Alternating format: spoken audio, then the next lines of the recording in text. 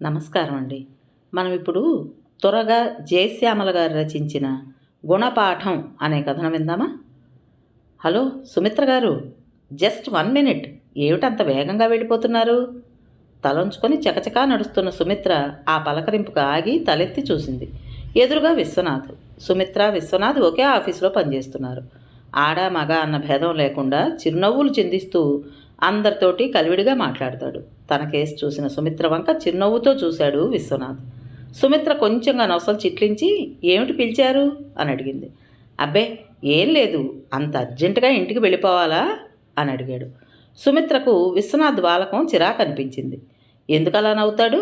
పైగా నడి రోడ్డు మీద నిలబెట్టి ఇంటికి వెళ్ళాలా అని అడిగితే ఏం చెప్తుంది? ఇంటికి గాక ఎక్కడికి పెడతారు? అడిగేదేమిటో అతనికైనా అర్థమవుతోందా? చిరాకు పైకి కనిపించకుండా జాగ్రత్త పడుతూ, మీరు అడిగేది బాగుంది, ఆఫీస్ వదిలేక ఇంటికి గాక ఎక్కడికి పెడతారు అంది. అవుననుకోండి, కానీ మిమ్మల్ని ఒక్క కోరిక కోరతాను, కాదనకూడదు. ఈసారి సుమిత్ర తెల్లబోయింది. తన ఆఫీసులో చాలా రోజులుగా వర్క్ చేస్తుంది. సాధారణంగా ఉద్యోగం చేసే ప్రతి ఆడపిల్ల ఎదుర్కొనే సమస్యలే ఎదుర్కొంటున్నది రోజు.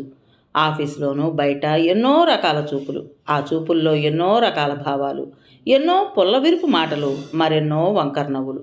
వీటన్నిటిని అధిగమించి ఒక్కో రోజు వెనక్కి తోయడం బ్రహ్మప్రళయమే అవుతుంది. ఆడపిల్ల ఉద్యోగం చేస్తుందంటేనే హేళనలు. ఎప్పుడు మారుతుందో ఈ వ్యవస్థ? సుమిత్ర మాట్లాడకుండా ఏదో ఆలోచిస్తున్నట్లుగా ఉండడం చూసి, చెప్పండి, మీకు అభ్యంతరం కాదంటే చెప్తాను అన్నాడు విశ్వనాథ్. సుమిత్ర నవ్వింది సన్నగా. మీరు అసలు విషయం చెప్పడం లేదు. మాట తీసుకోకుండా చెబితే మీరు కాదంటారేమోనని. అంటే కోరరాని కోరిక కోరతారన్నమాట. ఈసారి నవ్వింది సుమిత్ర. మీరు భలే నవ్వుతారండి అనేసి నాలుగు ఖర్చుకున్నాడు విశ్వనాథ్. సుమిత్ర సీరియస్గా చూసింది. చూడండి, మీరు అడగదలుచుకున్నదేమిటో అడిగేయండి, నేను తొందరగా వెళ్ళాలి. అదిగో, మీరు అప్పుడే సీరియస్గా అయిపోయారు. మాటిస్తే. సుమిత్రను పూర్తిగా చిరాకు ఆవరించింది. ఏమిటి మనిషి అనుకుంటూ, మీరు అనవసరంగా తాత్సారం చేస్తున్నారు. మీరు అడిగేదేమిటో తెలియకుండా మాట ఇవ్వమంటే ఎలా కుదురుతుంది? ఒకవేళ చేయలేని పరిస్థితి. అదిగో, మీరు అలా అనవద్దు, మీరు ఒప్పుకుంటేనే చెప్తాను. సుమిత్రలో కోపం రాజుకుంది. విశ్వనాథ్ అంటే ఆ క్షణంలో అసహ్యం వేసింది కూడా. వచ్చేపోయే వాహనాలతో మనుషులతో రోడ్డంతా సందడిగా ఉంది. శీతాకాలం అవడం వల్ల అప్పుడే లోకాన్ని చిరుచీకట్లు అలుముకుంటున్నాయి. ఎంత తొందరగా అతన్ని వదిలించుకుంటే అంత మంచిది అనుకున్న సుమిత్ర, చెప్పండి ఏమిటో అని అడిగింది. మీరు మీరు విశ్వశాంతి హోటల్కి నాతోటి రావాలి. ఆశ్చర్యంగా చూసింది కళ్ళు పెద్దవి చేసి. ఏమైనా విశేషమా? ప్రమోషన్ వచ్చిందా లేక బర్త్డే పార్టీయా? ఏమీ లేదు, ఊరికే సరదాగా మీతో వెళ్ళాలనుంది, అందుకని. విశ్వనాథు తడుముకోకుండా చెప్పాడు.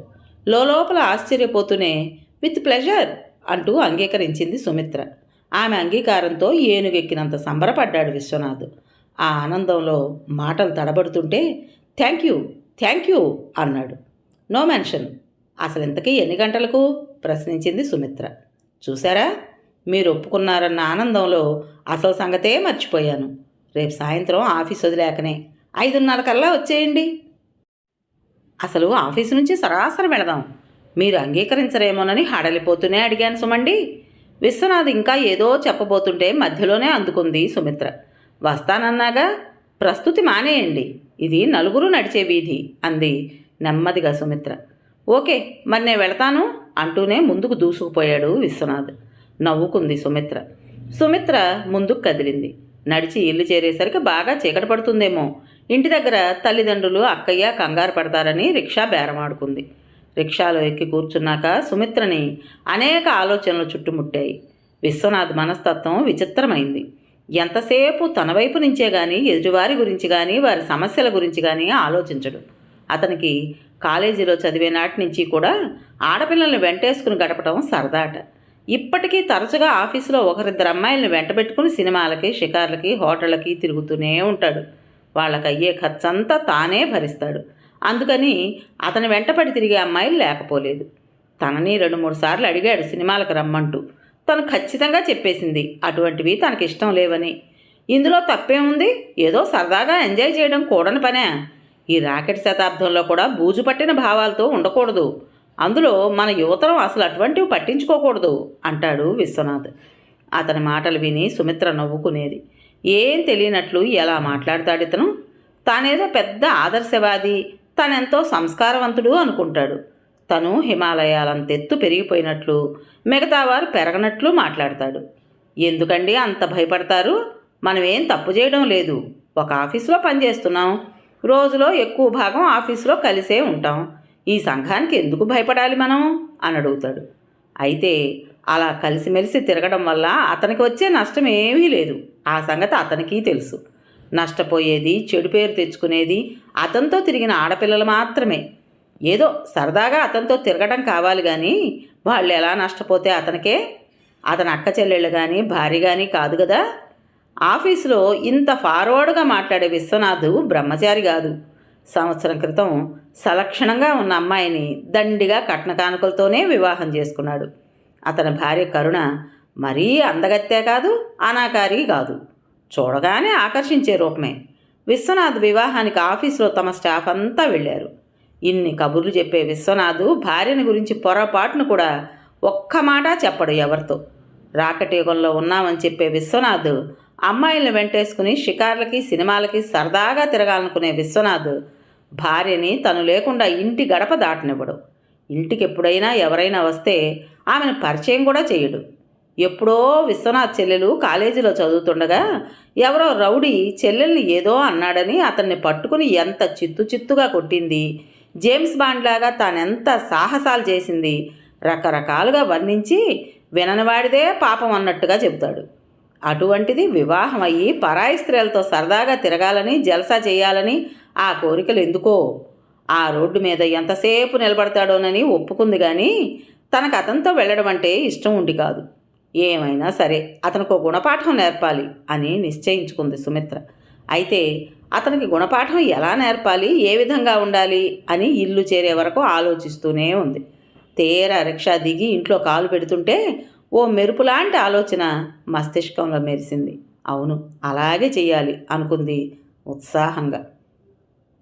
మీరు ముందు వెళ్ళండి, నేను ఇంటికి వెళ్ళొస్తాను అంది ఆఫీసు నుంచి బయటకు వచ్చాక సుమిత్ర విశ్వనాథ్తో.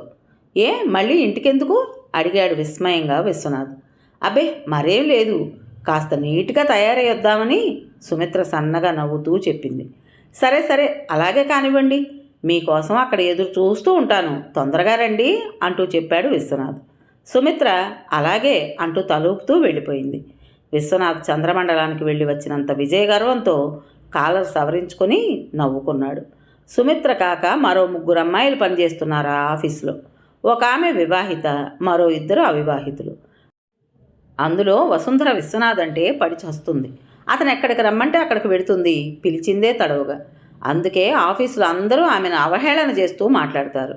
అలాగే సుమిత్ర ఆఫీసులో చేరిన కొత్తలో విశ్వనాథ్ కల్పించుకుని మాట్లాడబోయేవాడు. సుమిత్ర ఆ అవకాశం ఇవ్వలేదు.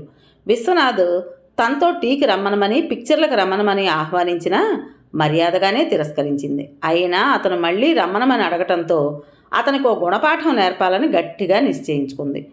విశ్వనాథ్ విశ్వశాంతి హోటల్కు చేరుకున్నాడు కాలినడకనే. ఆఫీసు నుంచి అక్కడికి చేరేసరికి పూర్తిగా అరగంట పట్టింది. లోపలికి వెడుతూ ఈసరికి సుమిత్ర వచ్చేస్తూ ఉంటుంది అనుకున్నాడు. చాలా పేరున్న పెద్ద హోటల్. లోపలంతా చాలా కోలాహలంగా ఉంది. ఉదయం ఆఫీస్కి వెళ్లే ముందు ఇక్కడికి వచ్చి ఫ్యామిలీ రూమ్లో 2 కుర్చీలున్న ఓ టేబుల్ రిజర్వ్ చేయించాడు.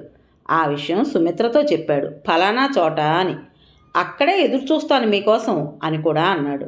లోపలికి అడుగు పెడుతూనే తెల్లబోయాడు. ఎవరు ఈ స్త్రీ? కుర్చీలో అటు తిరిగి కూర్చుంది. జడ కుర్చీపై నుంచి వేలాడుతోంది నల్లత్రాచుల.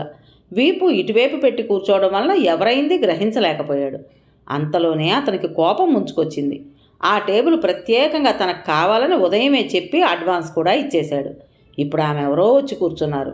వెళ్ళి అడుగుతాను అనుకుంటూ విసురుగా వెనక్కి తిరిగేటంతలోనే ఓ ఆలోచన వచ్చింది అతని మస్తిష్కంలో. ఒకవేళ తనకన్నా ముందే సుమిత్ర వచ్చి కూర్చుందేమో. ఆ ఆలోచన రాగానే హుషారుగా లోపలికి అడుగుపెట్టాడు. అడుగుల చప్పుడు విని కూడా ఆమె తల తిప్పి చూడలేదు. విశ్వనాథ్ టేబుల్కి ఆ పక్కగా వచ్చి ఆమె ముఖంలోకి చూశాడు. అంతే, అదిరిపడ్డాడు షాక్ తిన్నట్లు. ఆ కుర్చీలో కూర్చున్న ఆమె అంతే ఆశ్చర్యంతో చూసింది విశ్వనాథ్ని. నువ్వా నువ్వా అతని మాటలు తడబడ్డాయి. మీరా ఆమె స్వరం తొణికింది. ఇక్కడికెందుకు వచ్చావు? నీరసంగా కుర్చీలో కూర్చుంటూ అడిగాడు తీక్షణంగా. అతని తీక్షణతను ఆమె గమనించనట్లే, ఉదయం మీరు అలా ఆఫీస్కి వెళ్ళారు, ఊరు నుంచి మా బావ వచ్చాడు, సంతోషంగా చెబుతున్న భార్యను మింగేసేలా చూశాడు విశ్వనాథ్. బావా? ఎవడవాడు? కోపంగా అడిగాడు. అదేనండి, మా సీతాపతి మావయ్య కొడుకు సూర్యం. మీకు మన పెళ్లిలో పరిచయం చేయలేదు? నన్ను చూడటానికి ఊరు నుంచి వచ్చాడు. మీరు ఇవాళ ఆఫీస్ నుంచి ఆలస్యంగా వస్తాను, ఏదో పనుందని చెప్పారు కదా. మా సూర్యం బావకు నేనంటే చాలా ఇదిలేండి. ఇంట్లో ఎంతసేపు కూర్చుంటాం, సరదాగా ఏ హోటల్కైనా వెళ్ళి కాఫీ తీసుకుందాం రా కరుణ అన్నాడు. అతన్ని నిరాశపరచడం ఇష్టం లేక, కరుణ ఏదో చెప్పుకుపోతుంటే సిగ్గు లేక వెంటపడొచ్చావు అంతేనా? కోపంగా ప్రశ్నించాడు విశ్వనాథ్. ఇందులో సిగ్గుకేముంది? రమ్మనమని పిలిస్తే వచ్చాను, తప్పేముంది? విశ్వనాథ్ కోపం పట్టలేక టేబుల్పై పిడికిలు బిగించి గట్టిగా కొట్టాడు. తప్పేముందా? ఆ వెధవగాడి వెనకబడి హోటల్లోకి తిరుగుతావా నా అనుమతి లేకుండా? పెళ్ళైన గాడిద పరాయి ఆడవాళ్ళని వెనకేసుకుని తిరగడానికి సిగ్గులేదా? వాడికి బుద్ధి లేదు, నీ బుద్ధి ఏమైంది? పరాయి మగవాడు వెంటబడి తిరుగుతావా? రాని చెప్తాను వాడి పని. అది హోటల్ అని కూడా మర్చిపోయి అరవసాగాడు ఆయాసపడిపోతూ ఆవేశం పొందుతూ విశ్వనాథ్. కరుణ ఏమీ మాట్లాడకుండా అతని కేసి చూస్తూ కూర్చుంది. అతనిలో పేరుకుపోయిన కుసంస్కారాన్ని చూస్తోంది. అతనిలో ఎదురుగా లేని సూర్యం ఎడల కలుగుతున్న ద్వేషాన్ని చూస్తోంది. ఎదురుగా ఉన్న తననేం చేయలేని నిస్సహాయతలో పళ్ళు పటపట్లాడించడం చూస్తోంది. ఇంతకీ ఏడివాడు అని అడిగాడు. వాడు అని ఎదురుగా లేని వ్యక్తిని ఎంత అసహ్యంగా సంబోధిస్తున్నాడో అనుకుంది. బయటకు పాన్ షాప్కి వెళ్ళినట్టున్నాడు అంది కరుణ. ఎంతసేపు అయింది? నాకు కనిపించలేదే. విశ్వనాథ్ కంఠంలో తీవ్రత ఏమాత్రం తగ్గలేదు. కరుణ అదేం పట్టించుకోకుండా, ఆఫీస్ నుంచి ఆలస్యంగా వస్తానన్నారు అంది. ఏ తొందరగా అనుకోకుండా ఇక్కడికి వచ్చేసానని బాధగా ఉందా? వ్యంగ్యంగా అడిగాడు. భార్యను అడిగాడే గాని తానెందుకు అక్కడికి వచ్చాడో గుర్తుకొచ్చింది విశ్వనాథ్కు. చేతి వాచి చూసుకున్నాడు. 6 అవుతుంది. అంటే సుమిత్ర ఇంక వచ్చేస్తుంది. ఇక్కడ కరుణ కూర్చుందే, ఎలా? వచ్చేస్తుందేమో సుమిత్ర.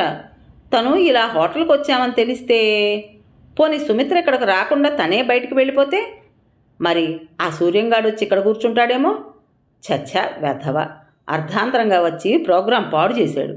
సూర్యం మీద మండిపడిపోసాగాడు. అన్నట్లు మర్చిపోయాను, ఇందాక నేను ఇక్కడికి వస్తుంటే సుమిత్ర కనిపించింది. భర్త ముఖంలోకే సూటిగా చూస్తూ అంది కరుణ. విశ్వనాథ్ ముఖంలో రంగులు మారిపోయాయి. కరుణ ఊహించినట్టుగానే. సుమిత్ర కనిపించిందా అని అడిగాడు ఆతృతగా. అవును, మీ ఆఫీస్లో పనిచేస్తుంది కదూ. ఇదేమిటో కాగితం మీకు ఇవ్వమని ఇచ్చింది అంటూ చేతి రుమాల్లో చుట్టు పెట్టుకున్న కాగితం తీసి భర్తకు అందించింది కరుణ. విశ్వనాథ్ తొందరగా విప్పి చదివాడు. విశ్వనాథ్ గారికి, ప్లీజ్ ఎక్స్క్యూజ్ మీ, నేను మీరు కోరిన విధంగా హోటల్కి రావడం లేదు.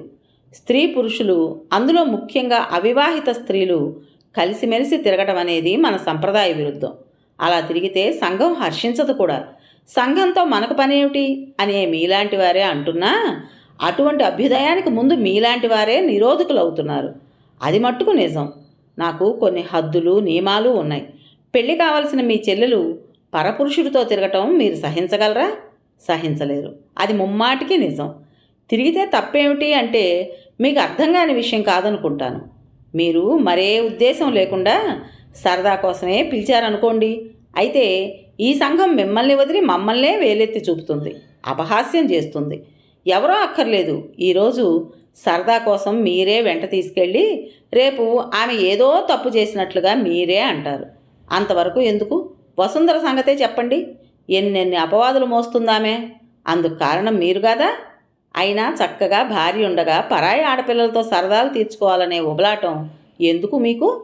మీకోసం అనుక్షణం నిరీక్షిస్తూ మీరు సరదాగా ఎక్కడికైనా తీసుకువెళితే వెళ్ళాలనుకునే మీ భార్య ఉండగా ఇతరత్రా ప్రాకులాటెందుకు?